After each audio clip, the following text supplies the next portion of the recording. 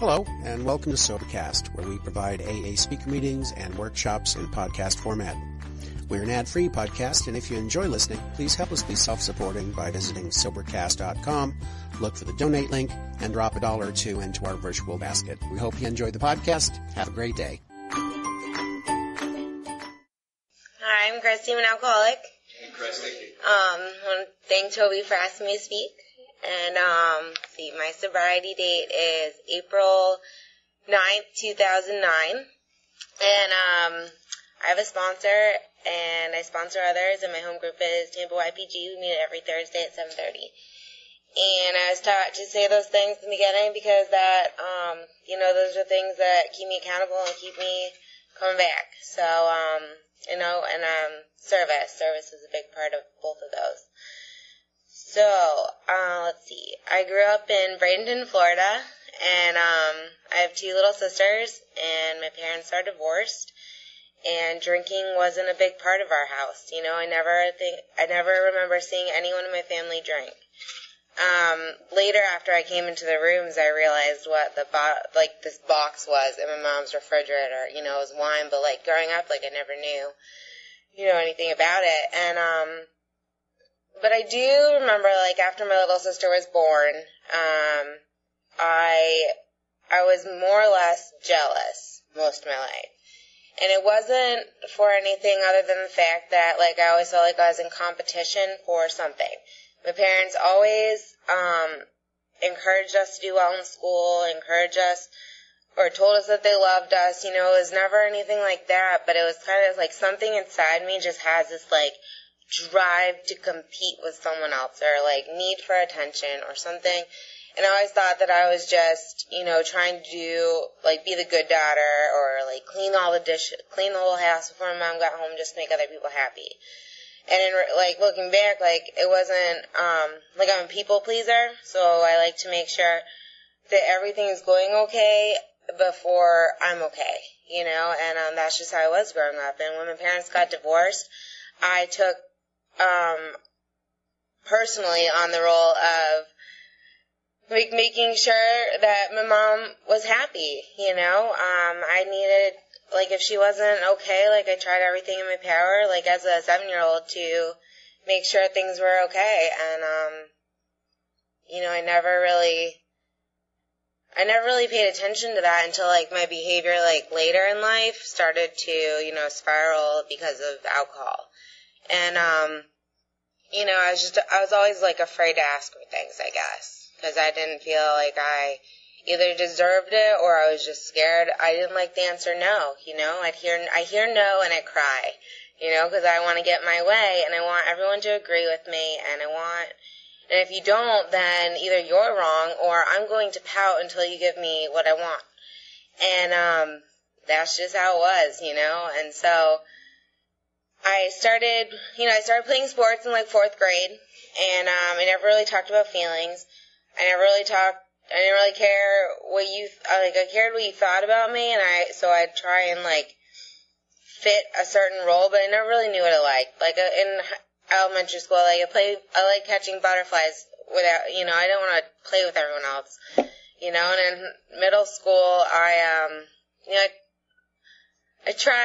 would stand next to one group, but not really participate, because I didn't really want to be your friend, but I wanted to look like I was your friend.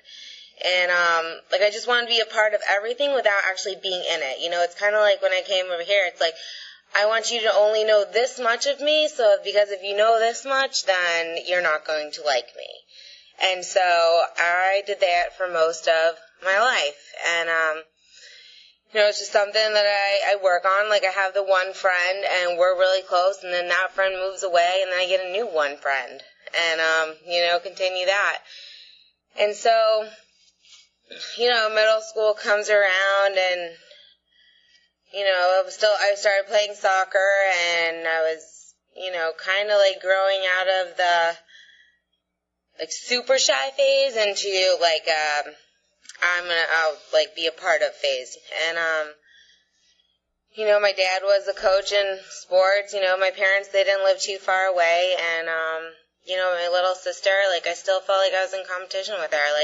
grades-wise, you know, I thought she was prettier. Like, I don't know where I got these ideas in my head, because it was never, like, put in front of me as to this is how it is, you know. It was kind of just, like, I would make up things in my head to that's how it was, and, regardless of outside circumstances. And, so I go into high school, and, I was in the marching band, and I'm still playing soccer, and I was really embarrassed, though, to be in marching band, so that no one, but I was in it because my mom wanted me to be in it, and I was afraid to tell her no, so I did it, you know, and I was miserable. Like, I couldn't even do it.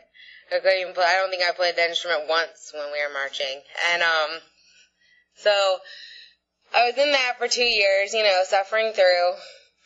It was not bad. I mean, it was okay at some points, but, you know, I was doing it more or less not for me, but for someone else. And, so I did that, but what I really like to do is, like, run. Like, I like cross country, I like soccer, and I like track.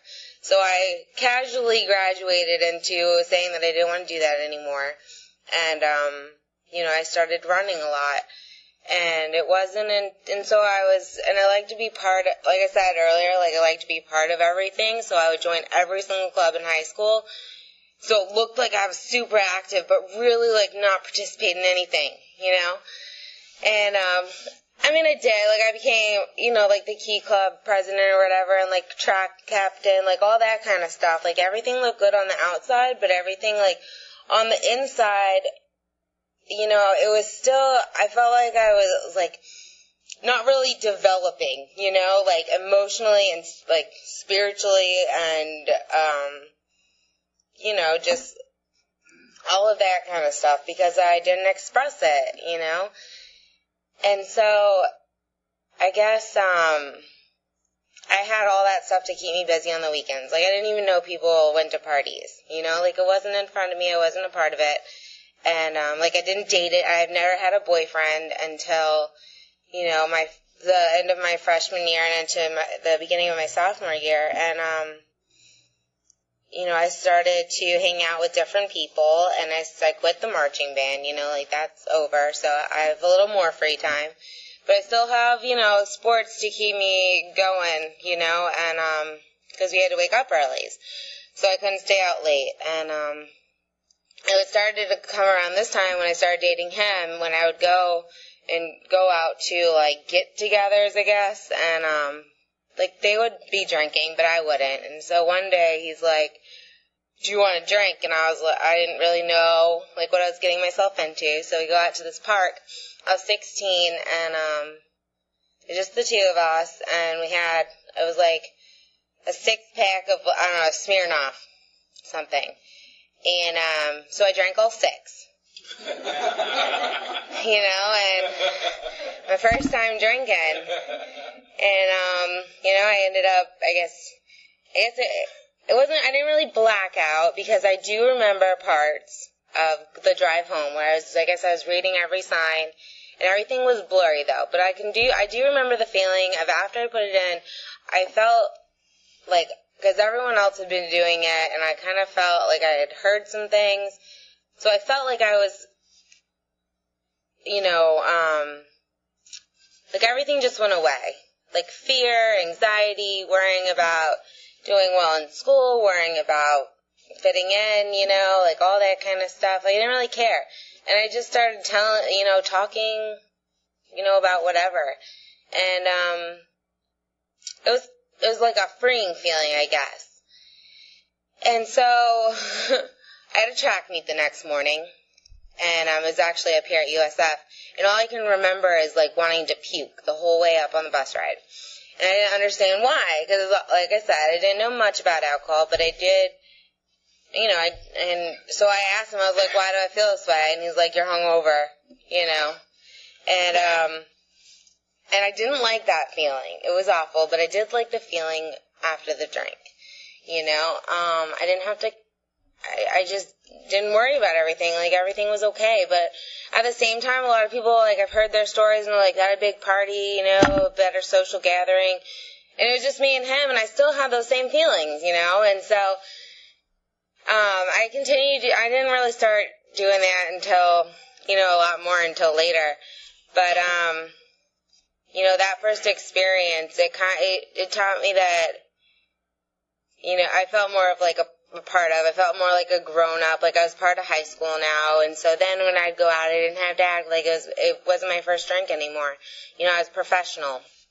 And, so I'd go out to, I finally started hanging out with different people in like my junior and senior year. And I thought that the best part of high school was drinking. It came to that point, like everything else, I still did whatever. School, like that was okay in high school. Like high school was easy, you can do whatever. For me, I could do whatever outside of that and still be okay. And, and so our soccer team started having parties. My dad would let us have people over. We'd get to leave school early. Lying to my parents became much easier than telling the truth. I started to date the drug dealer down the street. We were in love, so I started working on that side, I started doing that kind of stuff too. And, so drinking, doing all this, and then it comes time for college. And, in high school, like things, like I started to, towards the end of my senior year, I started to not stay home at all. I started lying to all my friends because at this point, like, I was drinking more than, they wanted to be around. And I was starting to do more drugs than they would ever know about because I wouldn't even talk about it, It was like me, and I would hide it from everyone else because I didn't want anyone else to be a part of what I was doing.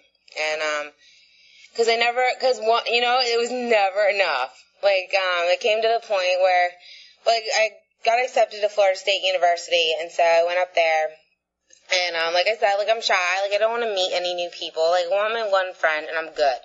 And, so I go up there, and I know 2 people from high school, so I hang out with them sometimes, and then, but really, it's just, I'm on my own, I like to do whatever I want to do, like, I'll go out by myself, or, like, I'll go with a group, but then I'll come home by myself, because I don't really want to be a part of what you're doing. I did, but I didn't really know how to act, and I just wanted to do whatever I wanted to do. So, I go up there for a little bit, and that's fine, and then I started to come home every weekend, and because I couldn't find what I wanted to up there. Like, I didn't have the acceptance. Like, by the time of my senior year in high school, like, I finally felt like I had made it. I'm friends with the people I want to be friends with. Like, I'm known for what I want to be known for, and that's it. And then I go to high school, and I'm like, nothing. I'm in a dorm. And I have no one to talk to other than, Facebook or whatever. And so I start going back home, 4-hour drive back and forth. And things just started to continually go down, and school is still okay, like it's still a priority, like making people happy is still a priority, like people pleasing and putting on a show, and I never knew it was like a show. I thought it was just the way that things were.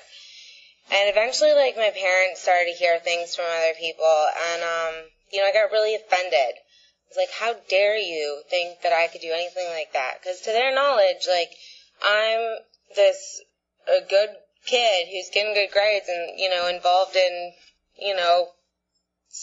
stuff, clubs, organizations, whatever, and it all looks good on paper for a transcript or for an application acceptance letter, but it doesn't look good for anything, for me. And, so they start to hear stuff, and I go back down for Christmas, and, I start, I'm there for a week, and I start doing whatever.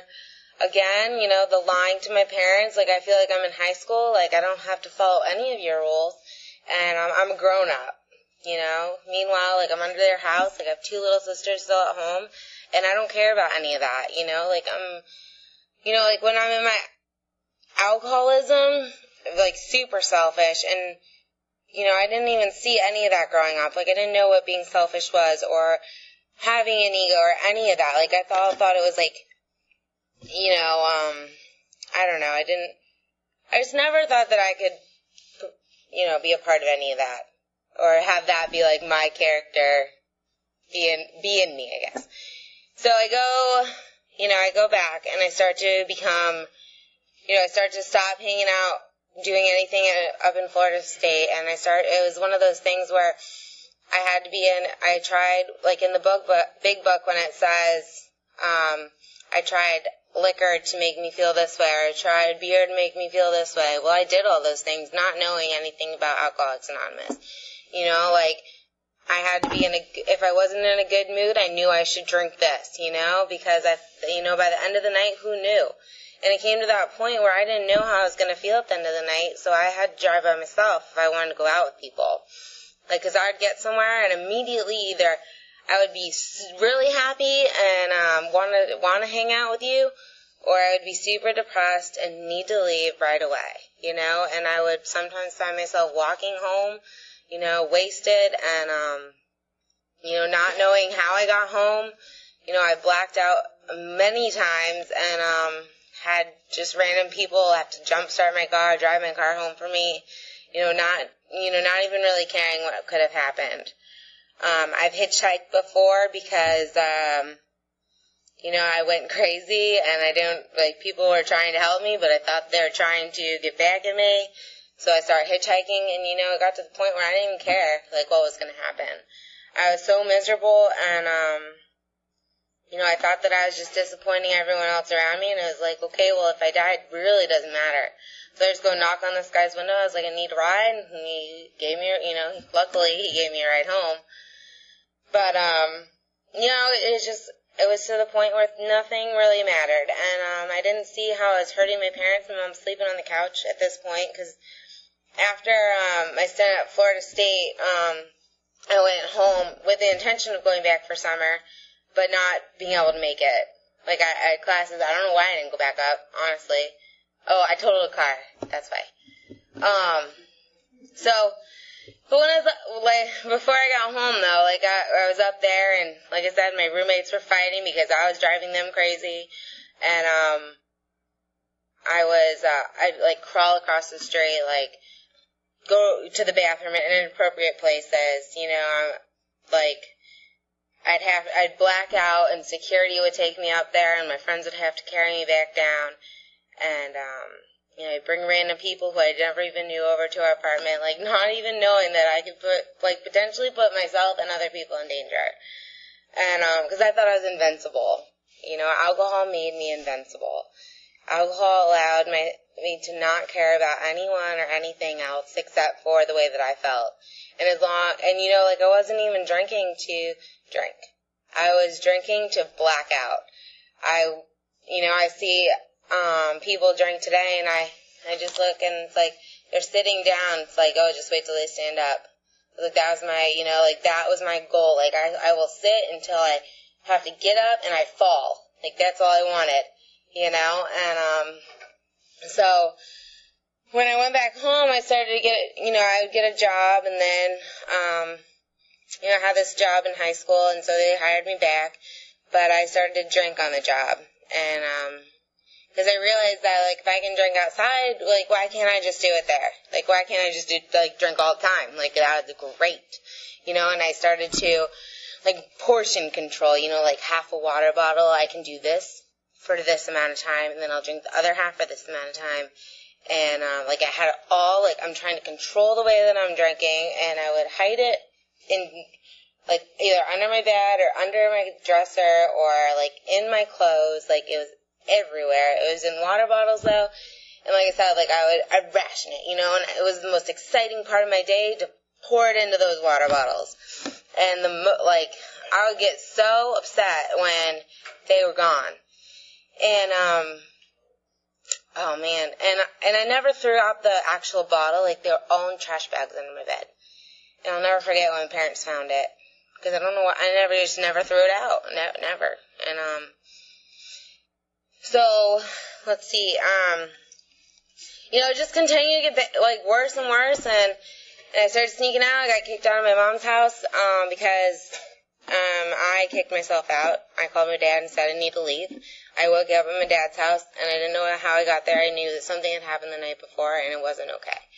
And, I totaled a car in the meantime, I was drunk, and I rode it into a ditch, Thankfully I didn't get a DUI, but I did, get hurt and I try to play it off. And, all this time, like, my parents are watching all this stuff happen. Well, I just don't think they knew what to do about it. And, and I'd get so angry at them. I called them come to Jesus meetings every single Sunday. They're like, Christie, you drink one more time, you're out. And I just knew they were bluffing. So I continued, I'd go to church and I would drink. I'd do, like, everything involved drinking by myself. Like, I don't talk to anyone at this point. Like, I have no friends. I don't know if it's because they didn't want to hang out with me or because I chose not to talk to them. To this day, like, I just choose not to know. Because I don't want to hear it, until I have to, until I face them, whenever. But, one day, I was Baker acted. I missed my sister's recitals, performances, graduation. I'd show up dressed inappropriately. I would fall out of cars. I would, just miserable, incomprehensible demoralization, basically. And, I was finally, like I said, I was Baker acted and didn't know what that was. I was very angry. I thought if I just wasn't living at home, then my parents wouldn't know and everything would have been okay. I thought it was just something that I was going through, that everyone else was doing it. I just chose to do it alone, And it got to the point where I'm sitting, I lost a job. I was at my dad's house for 8 months. I had a different job every single month, and every single month I got fired for being on the job. I had no money. I committed bank kiting somehow.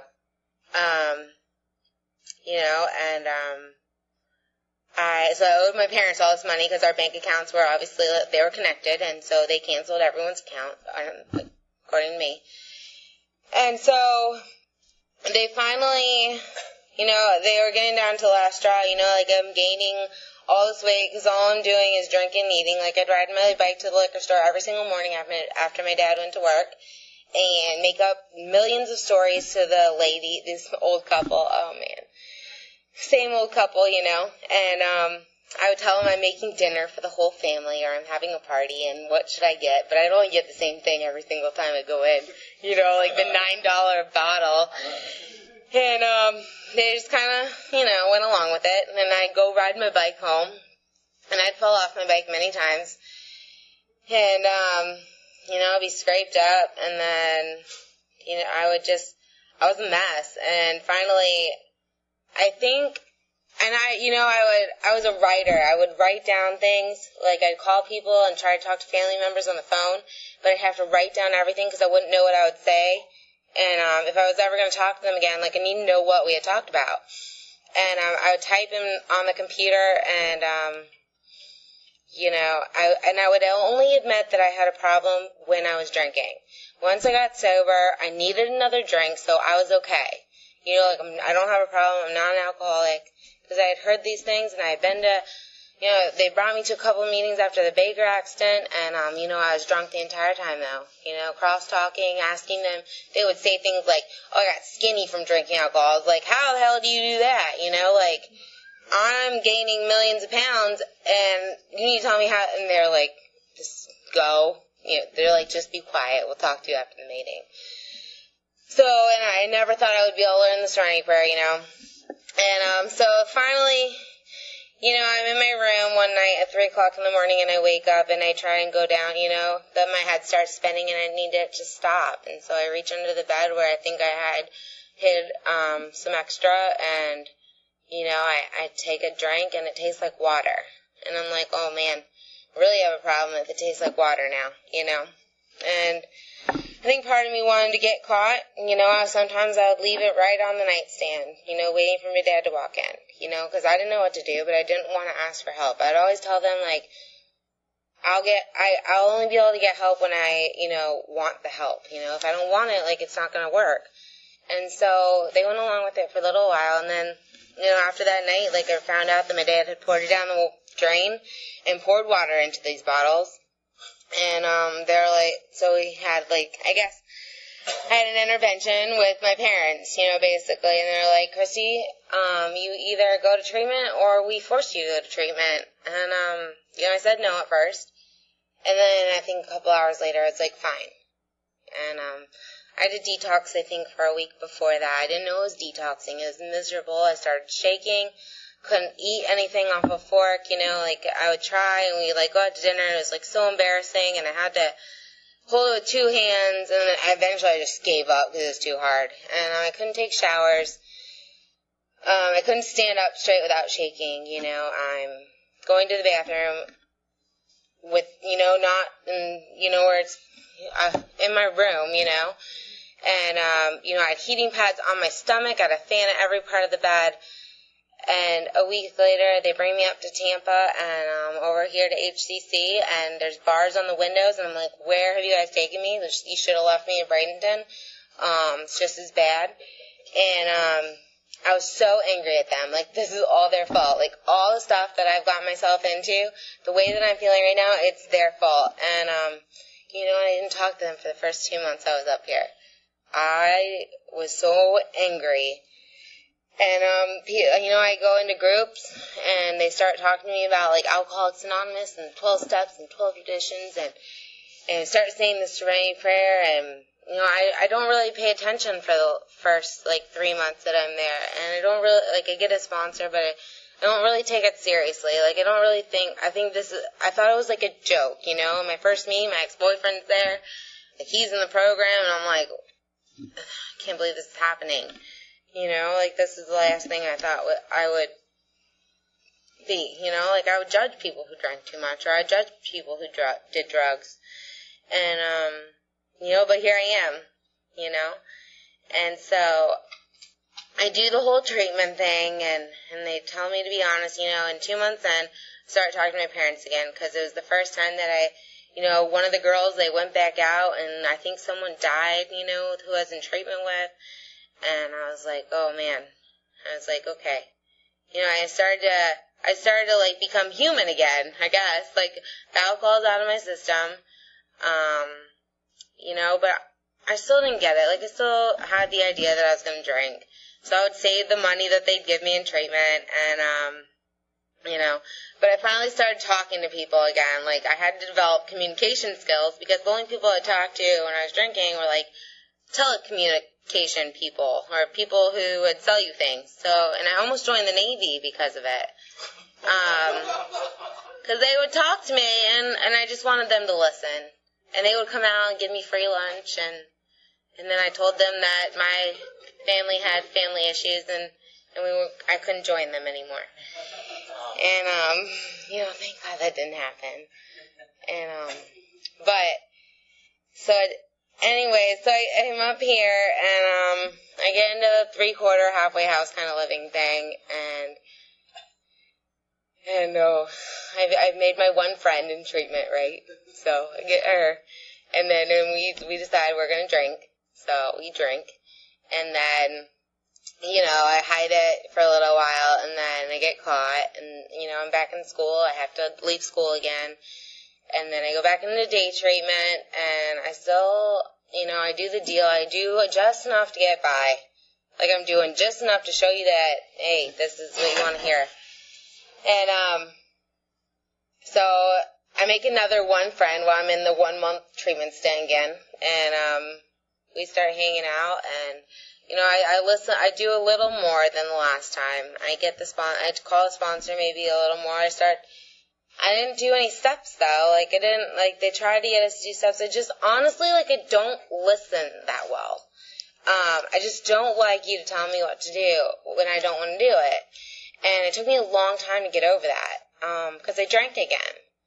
I started dating someone at the Salvation Army. We would go and, meet behind buildings. And, it was just a mess, And, so I go drink again. I get a DUI when I'm still in treatment. And, my dad comes all the way up here, and, just to see me get handcuffed and go to jail, and I still think I'm invincible, because the week before that, I was drinking, I was still in treatment, after we'd have our last group, I'd go to the beach and be like, oh, it's going to be a nice day to read and watch the sunset, fully convincing myself that's all I was going to do.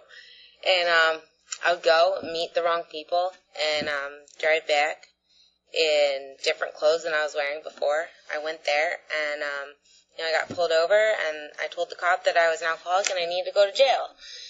And he just listened to my sob story and got me a cab, And so that night, I was like, I'm never drinking again, But it got to the point, like, I really wanted to stop drinking, but I just couldn't. And, because I would convince myself that I didn't want to. Like, I was miserable. And, but I'd still tell myself that it was fun. Like, this is what I wanted to do. And, so that following week is when the DUI happened. And like I said, my dad comes up and I go to jail and he does everything in his power to try and help me. And I just take complete advantage of it. And, I'm just, and I want things done in a timely manner. I'm telling the jail, like, I gotta go to work. You gotta let me out. And they're like, go sit down, ma'am. And I'm so hungover, like I'm just puking the entire time, because I put myself on a schedule, like I'm going to be hungover for at least 8 hours, and I'm going to go drink again. I was okay with that. I was okay with that. And I was okay with everyone, I was okay with the way that I was living because I would convince myself, like, I was in complete denial. I thought that I was hiding it from everyone else. In reality, everyone else could see it, but they couldn't really do anything other than, be there when I came back. And thank God they were, And so I ended up going to the Soda Treatment Center in Bowling Green, Florida. And the whole spirituality side of this program, I refused to listen to. I would leave meetings when they would start, like when we would have our little groups in treatment, like I would leave when they would start talking about God. Anything that was brought up about him, like it wasn't necessarily that I didn't, I was brought up like believing in, God or whatever, but then I come to treatment and I want nothing to do with it. And, but the funny part is that this next treatment center, it was a Christian treatment center. We would go to church every day. And, that's all we did. We'd go to 2 groups and talk about the Bible. And, oh my gosh, it took me a while to get over that one. But, and I would read the entire thing and try to prove everyone wrong and be like, listen, you all don't know what you're talking about. And I would talk about HCC like I graduated on good terms. I'd be like, you know nothing. They're trying to tell me all this, and I try and act like I know everything about Alcoholics Anonymous and Big Book and what have you, let alone like I'd just gotten out of jail, for a DUI after being in treatment for a year, And, because when I went to HCC, I was like, I'm staying for 7 days and I'm out. And all the tests, you mail me. And, a year later, I get my DUI and go to another Assault Christian Treatment Center. And, thank God I went there because that's where I found God. I did. I finally gave up fighting. I stopped telling everyone that I knew what was best for them, and I stopped trying to prove everyone wrong, because I would wake up every single morning with the intent to prove you wrong, that I knew everything, and, I knew nothing, and I'd write in my journal, and, I finally started to get my act together, and I gave up the fight, and I started praying like I really meant it, and I asked for help. I came back to Tampa, and I got into a halfway house, and I was at that halfway house. The way I came back was like, is it going to be Tampa or Delray? And the only reason I knew it was Tampa is because the opening in the halfway house was available. And if that hadn't been available, I knew that God had other plans for me. And, but it was there, and so I come back to Tampa, and I had a job, the job that I had left after going over to Bowling Green. They hired me back, and I took the bus for almost a year, I'd wake up at 5 o'clock every single morning and take the bus, and I started to, little things started coming back into my life. I became the halfway house manager, I continued to work at this job, and I enrolled back in school. I take the bus to work, and then I take the bus to school, and I hated it, but it got me to where I needed to go. I started going to meetings, and I still didn't believe in getting a sponsor for about 9 months, but, after doing all this stuff, and going to meetings, we went camping one night, and all we could do was talk about drinking. And I was like, I don't want to drink. Like, I just don't. Like, this is after, this is 9 months in. And, Like, I really didn't want to drink. So we ended up coming back early. The next day I got a sponsor. You know, the first girl that came up to me at YPG, she's like, come sit in the front. I was like, absolutely not. I was like, I'm perfectly fine back row. And, you know, 9 months later, I asked that lady to be my sponsor. And she took me through the steps, and I really wanted, you know, like, when Bucky goes through the steps in, like, 24 hours, I just wanted to sit in a room and get through all of them. I wanted to feel better, and I wanted a solution. Like, I wanted what everyone else had. Like, I was okay. Like, I was sober, but I wasn't happy. You know, and I had to go through the steps in order to be happy. And when I admitting I was powerless of alcohol in my life was unmanageable, like, that was fine. I was perfectly okay with that. And, you know, the unmanageability part was a little easier than admitting I was powerless over a liquid. But, you know, I got over that. Got over myself. And, you know, and then listening to everyone else in the meetings talk, like, it just baffled me that everyone could have the same feelings and emotions and problems and not, like, I knew nothing about Alcoholics Anonymous, but I came here and you all were talking about, like, everything that I had done, you know, and everything that I felt, and I was like, how is this possible? And then I read the doctor's opinion, and it's like, and he explains it in there to where it's like, you know, and it's a disease, like, he explains it in terms that, like, I could understand, you know, and when they say that, you know, it's like an allergy. Like, I could get that, but I could not get that I was powerless. Like, I could not get that alcohol was controlling my life at first. And it took reading that and coming to these meetings and hearing you guys, you know, feel and think the same way that I did, that I was able to finally, like, fully concede to my innermost self that I was powerless and, you know, my life would become unmanageable. And in coming to believe in a power greater than myself, you know, like I said, like, that took some time. Like, I admitted it to my sponsor at first, but it was more or less to get through. That took me a little time, you know, or at least the first couple months. And, you know, and I eventually, like, we kept reading in the book, and I get over that one too, you know, and it was more or less because I just wanted, I want to be able to live life on life's terms, and without doing what everyone's telling me to do, like, I can't. You know, I can't do it on my own anymore. I can't think that I'm right all the time, because that doesn't make me happy. Like, that doesn't allow me to do the things that I need to do in order to stay sober. And, you know, and making a decision to turn my will and my life over to care of God as I understand Him, you know. I did it, and it happened when I was in that treatment center. I can remember, you know, like, a lot of people say they can't remember when that happens, but, like, honestly, I woke up one morning and I said, I'm done. And, because it was a lot of work. Like, I put myself through a lot of pain, you know, trying to make everything go my way. And, so I just gave it up, and it was told to me, it's like, I don't have to carry that burden of the world on my shoulders. Like, I'm not in charge. Like, who am I to say that there's a higher power, that there's not? Like, who am I to tell you that this is right and this is wrong? Like, I'm not. I'm here to listen, I'm here to learn, and I'm here to tell you my experience. And, when I made that decision, like, it was my decision. And, you know, thank God, and I try to do that today, you know, and that's what I try and tell other people to do. And, when I had to do my fourth and fifth step, like, it wasn't painful, honestly. Like, the painful part about it for me was, like, writing it all down. I thought it took way too much time. And, like, I tried everything in my power not to have to write it down. Like, I tried spreadsheets, you know, I tried everything. And then finally she was like, you have one more day. And I was like, fine.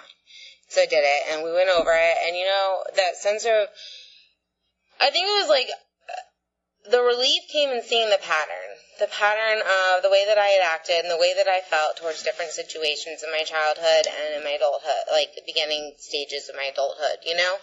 And, like, I didn't get much relief, and, you know, because it was over little things at first. It was the way that I reacted to situations, and I saw that in doing my fourth step.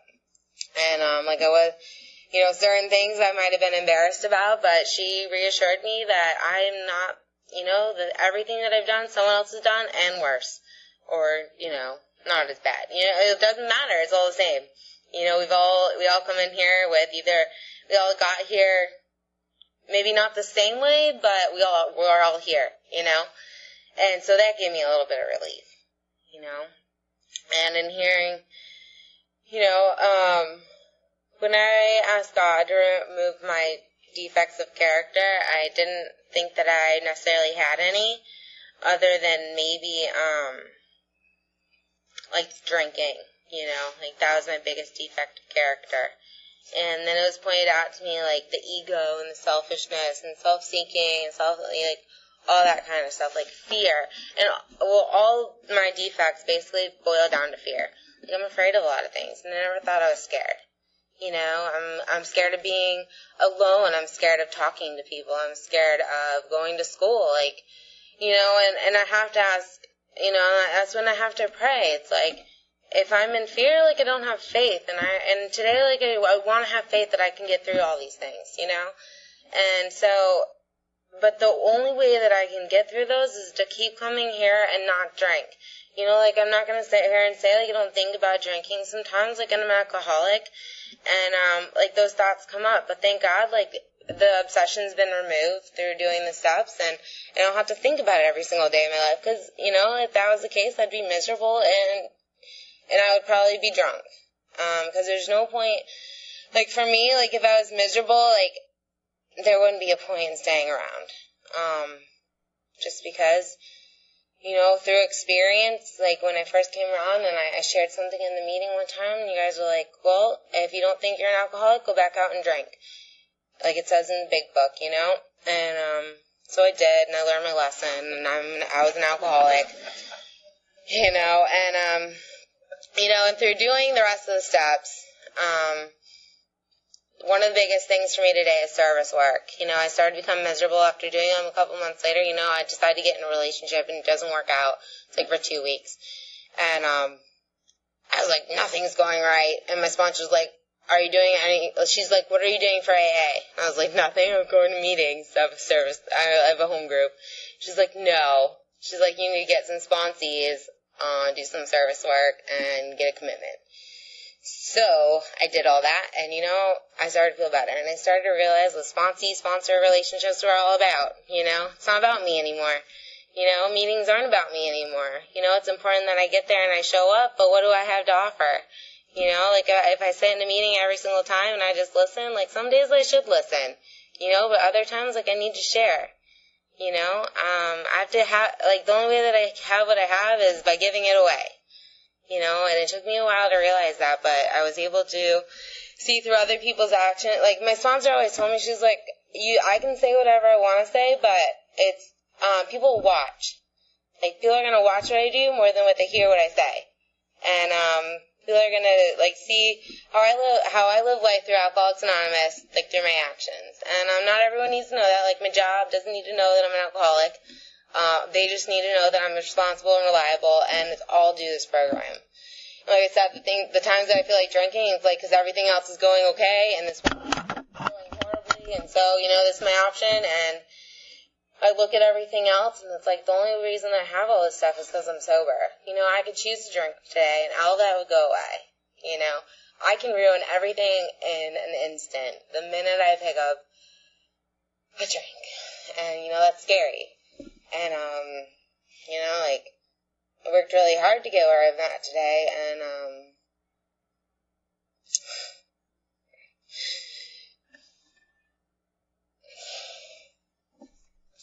this has happened. But, like, I got a new car this year, and I pay the insurance, and, like, I pay for that, and I, have an apartment, and I pay for the rent, and, like, I'm in school, I pay for school, and, like, that's crazy, and, I still don't like to talk to people at school, like, I still have my one friend, and, like, in one class, and, it's because he's in all my classes, and, but, it's kind of cool, and, last Saturday I went to the Kenny Chesney and Tim McGraw concert, and, but like, I get a phone call after from a sponsee, like, the first girl that I took to the steps, and, she's like, I'm gonna drink tonight, and, so all I could tell her was why,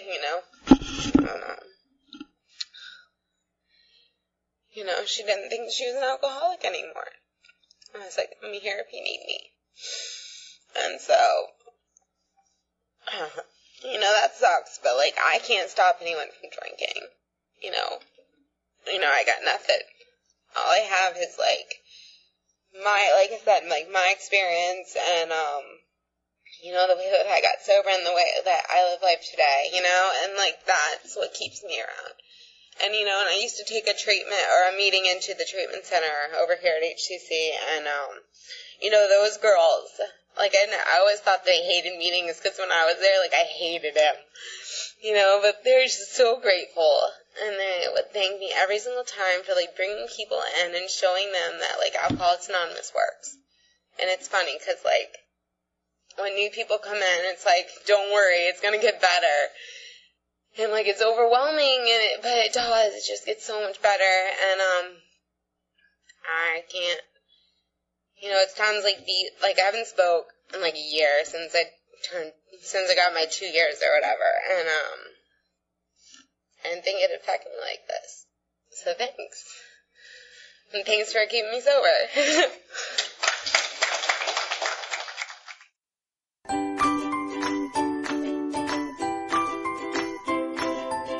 Thanks for listening. I hope you enjoyed the podcast. Sobercast is ad-free, and we'd like your help in order to keep it that way. So if you'd like to help us be self-supporting by pledging $1 or $2 a month, visit Sobercast.com and look for the donate links. Thank you very much.